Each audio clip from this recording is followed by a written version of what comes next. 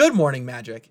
I'm Gavin Verhey from Wizards of the Coast, and today I want to tell you about 17 of the rarest cards in all of Magic.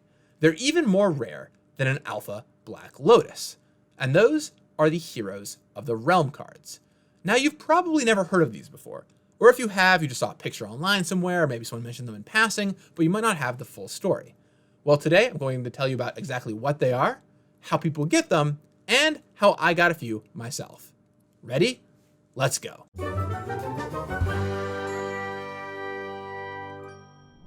Let's kick it back a few years to 2016. Wizards of the Coast leadership wanted to come up with a new program to award the teams that really went above and beyond at Wizards of the Coast. So they invented the Heroes of the Realm Award. At the end of each year, a few exemplary teams would be chosen, and they would be given the honor of creating their own Magic card. Now, this is not just Magic teams. These are teams from across the company and the mini games we create. From Magic to Dungeons & Dragons to Duel Masters, even Avalon Hill products, there's a lot of stuff in there and a lot of teams working on different things. So the process works like this. At the end of each year, the Heroes of the Realm are named. And then over the course of the next year, they design the card, artwork is commissioned for the card, and eventually the whole card is shown off to the entire company. And then sometime after that, the card finds its way into the hands of the right Wizards employees. These cards go to the people who were associated with the award that was won. Each one is printed with the winner's name on it. So for example, if I win a card, it says in the bottom right-hand corner, Gavin Verhey. Now, before I go any further, I should clarify. These are not tournament legal Magic cards. They have their own unique card back, the Heroes of the Realm card back. And as far as formats like Commander, it's whatever your playgroup says is okay. So I guess if you get one of these, ask your playgroup about it. Officially, I believe the Commander Rules Committee said somewhere that if your name appears on one of these cards, you're okay to use it. But once again, if you have one, ask your table first. Additionally, these are designed by the team that won, so they don't have to follow the rules perfectly. They might break the color pie a little bit, not totally work in Magic, or in one case, not even fully be a Magic card. We'll start off with the ones released in 2017 for the 2016 winners, with Chandra, Gremlin Wrangler. This was created by the team that came up with the Planeswalker decks. Planeswalker decks were a big thing that year, and they thought it would be appropriate to make a Planeswalker, perhaps one you could find on the front face of these decks. Kaladesh was the first set to have Planeswalker decks, so doing Chandra was a clear choice here.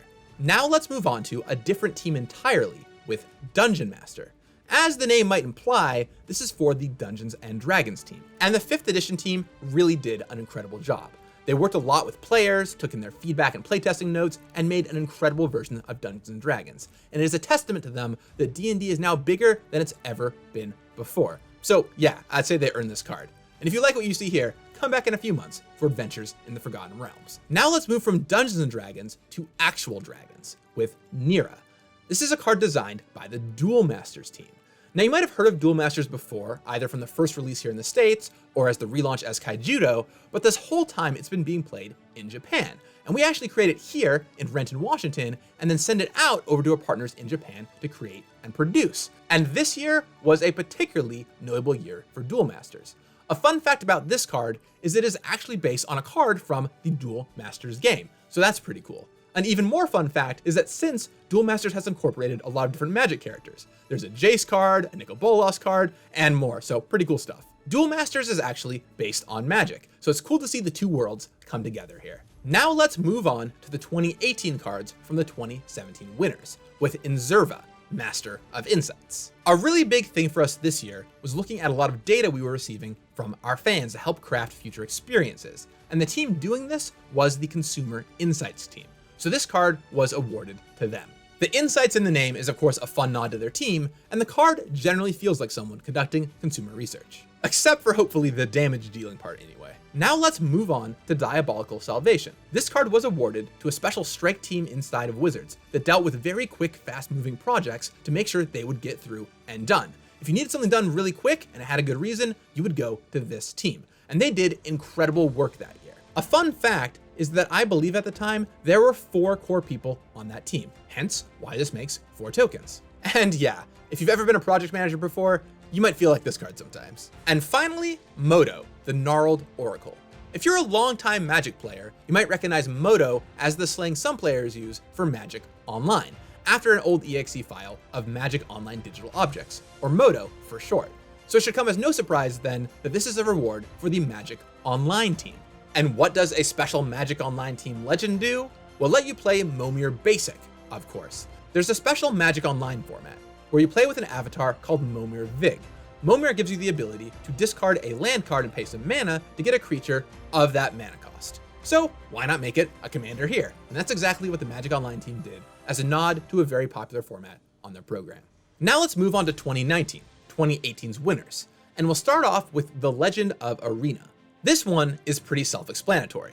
Magic Arena came out, and that was a pretty big deal. It was even, you could say, a saga. So they made a special saga that you could even play as your commander as their Heroes of the Realm award. Next up is Soul, Advocate Eternal. This went to our game support and customer service teams, who work around the clock to help do things like replace product, answer your questions, and much, much, much more. Well deserved to that team for this card, and it makes sense it would have partner and like teamwork too. Next up is Karis the Beholder. That year, there were some awesome events thrown for influencers on both the Magic side and the Dungeons and Dragons side. And so that team was recognized for their efforts with this card. Once again, a fun little D&D nod here.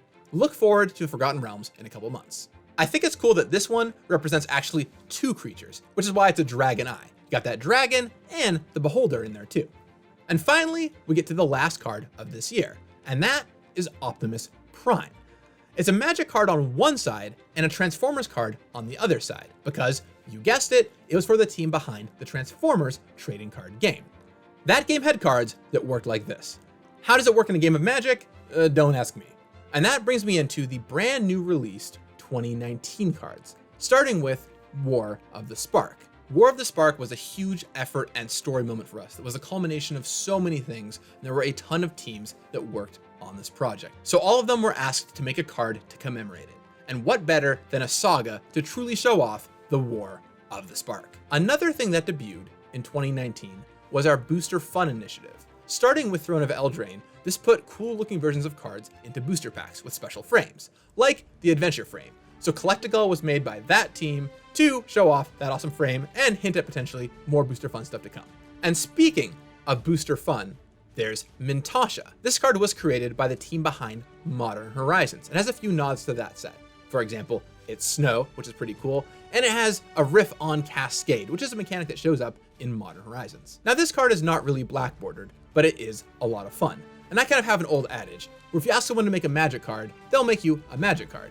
But if you ask a Magic designer to make you a Magic card with no restrictions, they'll make you something pretty wild. From the group behind Throne of Eldraine, we have Champions of Archery. Archery was the code name for Throne of Eldraine, so there's a fun little reference there. It's pretty cool to make things your commander. Another team that got an award this year, our Cinematics team, and they created the aptly named Cinematic Phoenix. The Cinematics team is behind our incredible trailers, and if you were following 2019, you would have seen both our War of the Spark trailer and our Throne of Eldraine trailer, which had more eyes on them than ever before, and even people who weren't playing Magic were watching these trailers. Compared to some of the other awards, the team at Wizards that works on trailers is really small, so this is actually one of the most rare of the Heroes of the Realm cards. A huge hand to people like Brian Perry, Liz Lamb, and James Nost for making these kind of amazing cinematic trailers happen. Next up is the fabled Path of Sierra Point. And which team is this for? Well, it's right there in the name. Sierra Point is an anagram of Operations, the team that won this award. Our Operations team is responsible for all kinds of things, including getting product all around the world, coming up with awesome new treatments for cards, and just checking product as it comes into the office. A lot of really important stuff, and the game would simply not run without them. Now, besides just the anagrammed name, there's also a ton of Easter eggs on this card. One of them is the name, which I mentioned, but another is the artist. Tom Wannerstrand actually works on the operations team at Wizards, but before that, he was an artist for Magic the Gathering, all the way back in the day, including doing the snow-covered mountains in Ice Age, which you see in the background of this card. Welcome back, Tom. Maybe we'll see some more pieces from you in the future. And here's an Easter egg that not even the most well-versed of Magic trivia buffs could probably tell you. Those cranes in the artwork, those are supply line cranes from Journey into Nyx. Why? Well, just read the flavor text. They deliver aid to wherever it is needed most.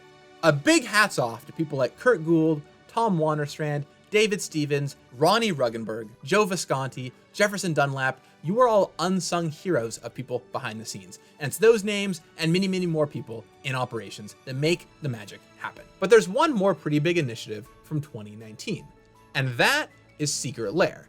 So Keeper of the Secret Lair was a card created by the Secret Lair team. Makes sense that it would feature some pretty unique artwork, something you'd find on a Secret Lair card, as well as referencing Secret Lair itself. It and Collecticle can go hand in hand here, I suppose, in referencing specific kinds of cards. And speaking of this year's, I actually have mine right here.